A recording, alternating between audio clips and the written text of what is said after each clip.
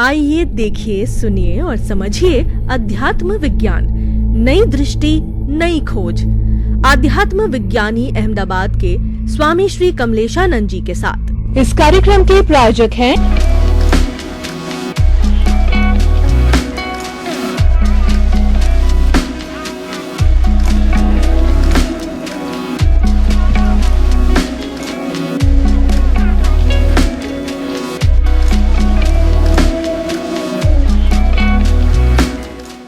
भाई और बहनों, दर्शकगण, श्रोतागण, मातृशक्ति को नमन।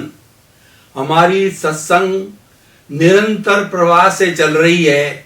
जैसे नदी का प्रवाह चलता है, झरने का प्रवाह चलता है, एक धारा के साथ ठीक उसी तरह से हमारी सत्संग चल रही है। और वो हमको सत्संग कराने वाले सत्पुरुष, ज्ञानी पुरुष, अनुभवी पुरुष और चरित्र के धनी, जो कि 17 वर्ष की उम्र से ही जो है इस कार्य में, जगत कल्याण के कार्य में लगे हुए हैं, स्वामी श्री कमलेशानंद जी हमारे बीच विराजमान है। स्वामी जी समस्त श्रोतागण की तरफ से आपको हृदय की गहराइयों से नमन, प्रणाम। जय सच्चिदानंद। जय सच्चिदानंद। स्वामी जी, जो धर्म दर्शन आत्मा में विश्वास करता है वह अवश्य ही कर्म में विश्वास करता है, क्योंकि आत्मा जो शरीर में बंधी हुई है वो कर्म के कारण ही है। और पूरे विश्व में जितने भी धर्म दर्शन है, उन्होंने कर्म को किसी न किसी अवस्था के रूप में माना है। लेकिन जैन दर्शन एक ऐसा दर्शन है जिसने बताया, बकायदा एक एक कर्म के एक एक परमाणु का हिसाब किताब बताया है, प्रकृति, स्थिति, प्रदेश, अनुभाव के हिसाब से।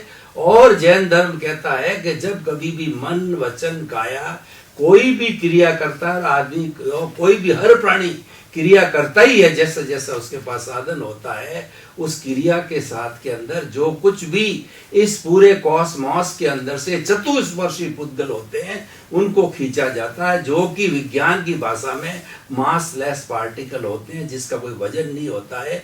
और वो खींच करके हमारे भीतर जो राग द्वेष है उसको दे दिया जाता है, और फिर ये क्रमशः जो है गड़बड़ होता रहता है।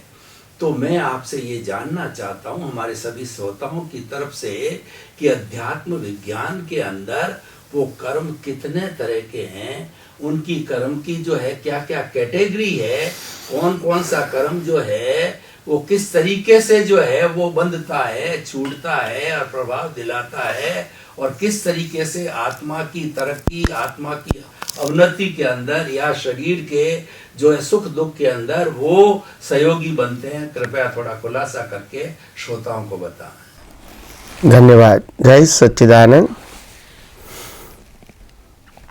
अध्यात्म विज्ञान के अंदर 8 प्रकार के कर्म बताए गए हैं, और वो 8 प्रकार से कर्मों से मुक्त होना, उसका नाम मोक्ष है। और वो 8 प्रकार के जो कर्म है उसमें 2 ब्रांचेस है। 4 प्रकार के कर्म को जैनिज्म में घाती कर्म कहते हैं, और 4 प्रकार के कर्म को जैनिज्म में अघाती कर्म कहते हैं। अभी पहले घाती और अघाती का मीनिंग समझ लें। घाती कर्म का मतलब होता है आत्मा की अनंत शक्तियों को होते हुए भी घात करता है, अनुभव नहीं होने देता है, उसका नाम है घाती कर्म। अघाती कर्म का मतलब होता है आत्मा से जुड़े हुए नहीं है, ये मन, वचन, काया से भुगतान करने के कर्म हैं, जो सभी जीवों को करना ही पड़ता है। वो तो केवल ज्ञान के बाद भी रहेगा, निर्वाण तक रहेगा। तो घाती कर्म और अघाती कर्म की हमने परिभाषा बताने की कोशिश किया। जो आत्मा की अनंत शक्तियों को घात करता है, अनुभव में नहीं आना देता है, वो घाती कर्म है। अघाती कर्म का मतलब होता है जिससे आत्मा से मतलब नहीं है, मगर मन, वचन, काया के भुगतान से मतलब है, और वो तो करना ही पड़ेगा। ज्ञान हुआ, केवल ज्ञान हुआ, केवल दर्शन हुआ, फिर भी अघाती कर्म कभी क्षय नहीं होंगे, भुगतान करना ही पड़ेगा। उसके बाद जीवों का निर्वाण होता है या तो रिबर्थ होता है। तो सबसे पहले अघाती कर्म, सबसे पहले घाती कर्म जो आत्मा की अनंत शक्तियों को घात करता है होते हुए भी, वो 4 प्रकार के कर्म है। ज्ञान आवरण, दर्शन आवरण, मोहनीय और अंतराय कर्म। तो ज्ञान आवरण, दर्शन आवरण, मोहनीय और अंतराय कर्म, ये 4 प्रकार के कर्म हैं। उसमें से 3 कर्म है ज्ञान आवरण, दर्शन आवरण, मोहनीय कर्म। इसका एक नाम है अज्ञान। और अंतराय कर्म का मतलब होता है अगर ये 3 कर्म लाइव है, ज्ञान आवरण, दर्शन आवरण, मोहनीय कर्म लाइव है, वहां तक आत्मा की अनुभूति का अंतराय ही होगा। आत्मा की शक्तियों के अनुभूति का अंतराय होगा। तो ये 4 प्रकार के कर्म मैंने बताए। उसमें से 3 कर्म है, उसको अज्ञान बोलते हैं। और जो चौथा कर्म है वो सिर्फ अज्ञान होने के नाते हम आत्मा का अनुभव, उनकी शक्तियों का अनुभव नहीं करते हैं, वो अंतराय कर्म है। तो उसमें पहला है ज्ञान आवरण कर्म। वो ज्ञान आवरण कर्म का मतलब होता है हम खुद को ही नहीं जानते हैं, हम खुद की शक्तियों को ही नहीं जानते हैं, हम खुद के स्वभाव को ही नहीं जानते हैं, हम खुद अपने अस्तित्व को ही नहीं जानते हैं। तो कहने का मतलब है कि हम अपने को ही नहीं जानते हैं, अपने स्वभाव और शक्तियों को ही नहीं जानते। उससे बड़ा अज्ञान क्या हो सकता है? और यही अज्ञान हम आत्मा को न मान के शरीर को मानते हैं कि मैं शरीर हूं, मैं शरीर को चलाने वाला हूं, और शरीर जो भुगतान करता है वो मैं भुगतान करता हूं। तो कहने का मतलब कैसे भी करके हम आत्मा को अगर शब्द से भी जानते हैं तो वो जानकारी भी आध्यात्म के मार्ग में प्राइमरी और बहुत छोटी है। ज्ञान जानने का मतलब होता है हर अवस्था में जागृति में रहना कि मैं शुद्ध आत्मा हूँ, मैं चेतन हूँ, मैं अविनाशी हूँ और मैं हर प्रकार की अनंत शक्तियों वाला हूँ। मतलब ये मैं हूँ, अगर ये जागृति रहेगी तो भीख और भय रहेगा नहीं रहे। फिर कुछ प्राप्त करना, कुछ नुकसान करना, ये सब्जेक्ट रहेगा नहीं रहेगा। जन्म जीवन मृत्यु सब्जेक्ट रहेगा नहीं रहेगा। कर्म बांधने का है, कर्म की भुगतान करना है, वो सब्जेक्ट रहेगा नहीं रहेगा। तो सबसे पहला है ज्ञान आवरण। तो इसको मिटाने का साधन है हम ज्ञान को जानें। ये ज्ञान आवरण का मतलब होता है हम ज्ञान को ही नहीं जानते हैं, और ज्ञान का मतलब होता है खुद का स्वरूप, खुद का स्वभाव और खुद की क्वालिटी। और वो जानना एक प्राइमरी बात है, जागृति में रहना वो इम्पोर्टेंट बात है। आध्यात्मिक परिभाषा में ज्ञान शब्द लाइव ज्ञान को ज्ञान बोलते हैं, बाकी ज्ञान को नॉलेज और इन्फॉर्मेशन बोलते हैं। और नॉलेज और इन्फॉर्मेशन को प्राइमरी बोलेंगे या तो शुष्क ज्ञान बोलेंगे। जो ज्ञान काम में ही नहीं आता है, जो ज्ञान उपयोग में ही नहीं रहता है, वो ज्ञान का मतलब क्या है? तो सबसे पहले ज्ञान आवरण कर्म वो मैंने विस्तार से बताया, और ज्ञान आवरण कैसे निकाला जाएगा वो भी मैंने बताया कि मैं चेतन हूँ, मैं अविनाशी हूँ, मैं सभी प्रकार की अनंत शक्तियों वाला हूँ, मैं जन्म मरण से मुक्त हूँ, मैं सर्व प्रकार के देहाध्यास से भी मुक्त हूँ। तो ये जागृति रहना वो ज्ञान आवरण को तोड़ने की बात है, तोड़ने की प्रक्रिया या तो नाश करने की प्रक्रिया है। दूसरी बात दर्शन आवरण। दर्शन आवरण का मतलब क्या है? आज मैंने भारतवर्ष के इतने सारे किताबें पढ़े, ग्रंथ पढ़े, शास्त्र पढ़े, बहुत सारे साधु संत सन्यासियों को मैं प्रत्यक्ष रूप से मिला, मगर किसी ने दर्शन की व्याख्या सिंपल परफेक्ट नहीं बताई। आप जब दर्शन की बात करेंगे तो पूरी किताब दे देंगे आपको, 300 पन्ने की 500 पन्ने की किताब पढ़नी पड़ेगी, तब आपको दर्शन मालूम होगा।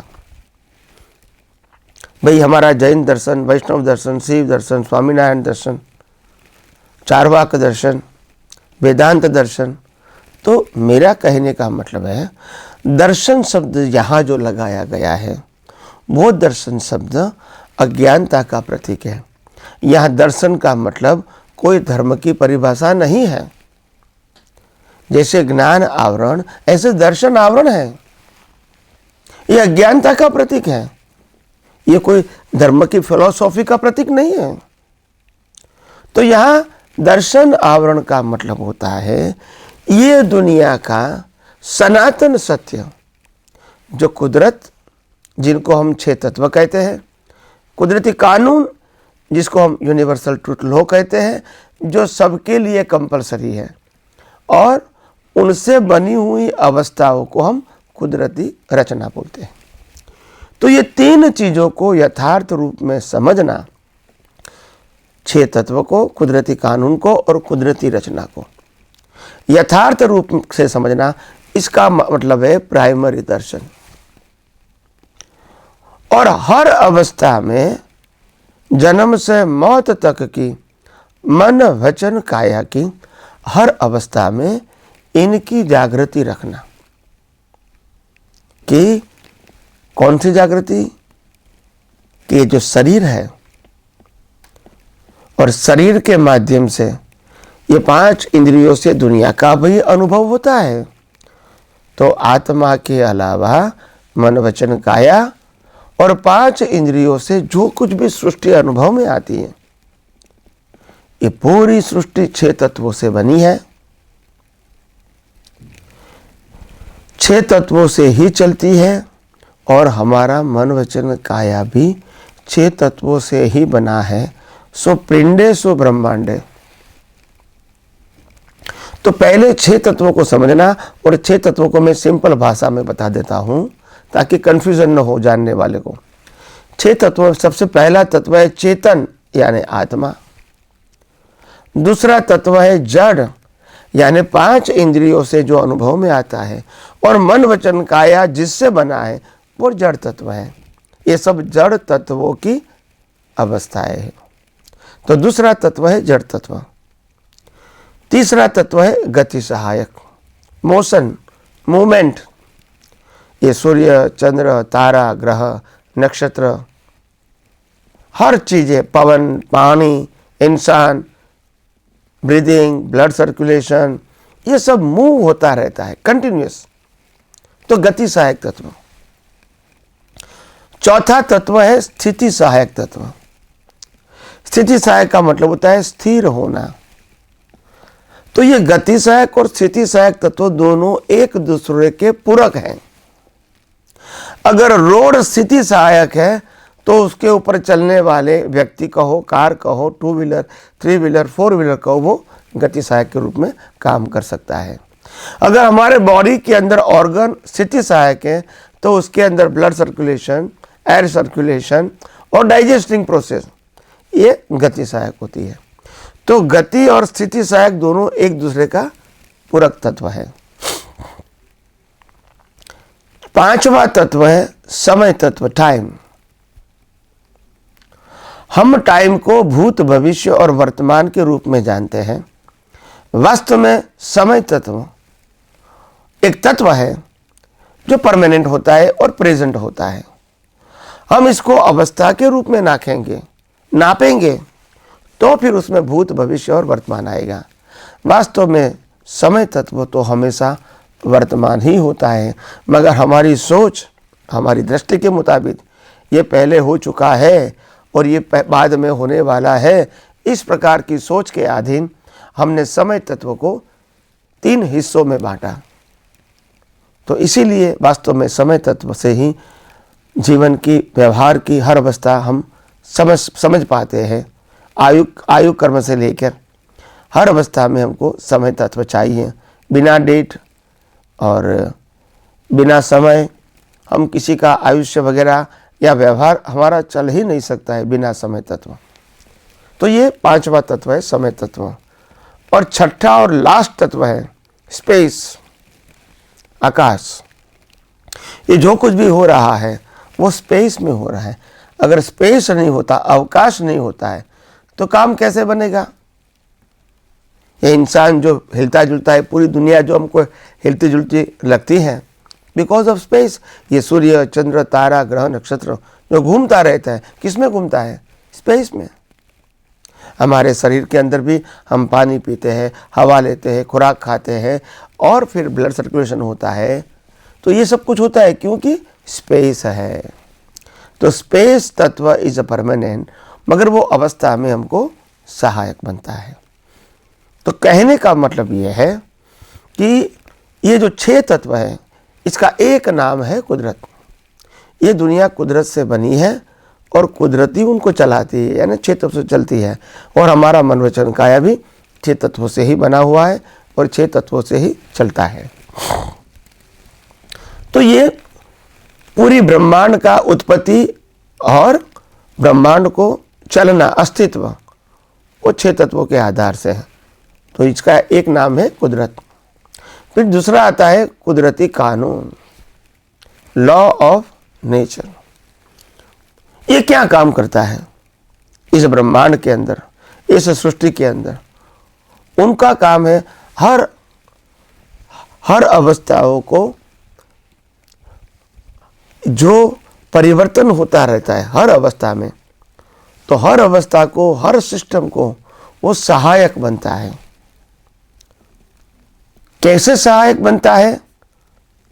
कि कानून के मुताबिक तो दिन रात नहीं होंगे, ठंडी गर्मी बारिश नहीं होंगे, ये सूर्य, चंद्र, स्टार्स, ग्रह, नक्षत्र, ये भरती ओट होती है।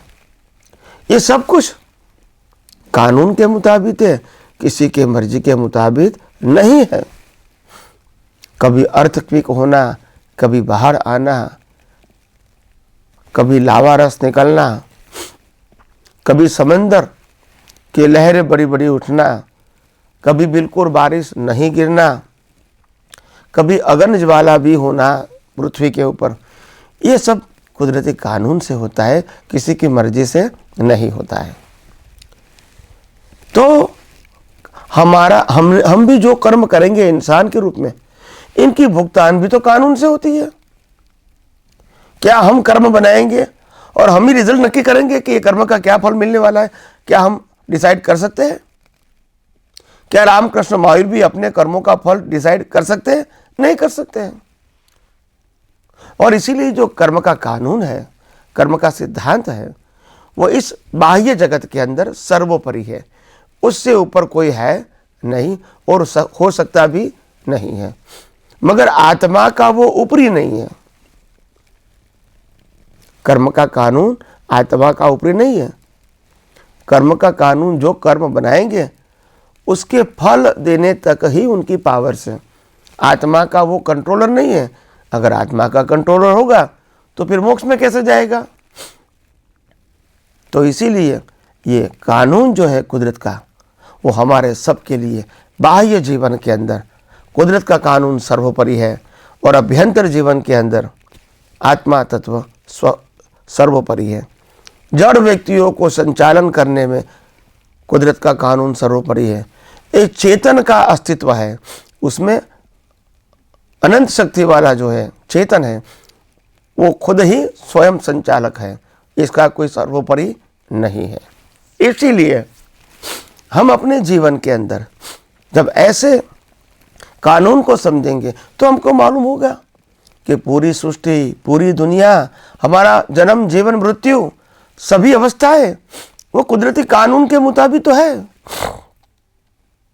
मगर हम इसको नहीं जानते हैं, नहीं मानते हैं और हम कहते हैं कि मैंने किया, मैंने सोचा, मैंने बोला, सामने वाले ने बोला, सामने वाले ने किया, ये मेरा है, तेरा है।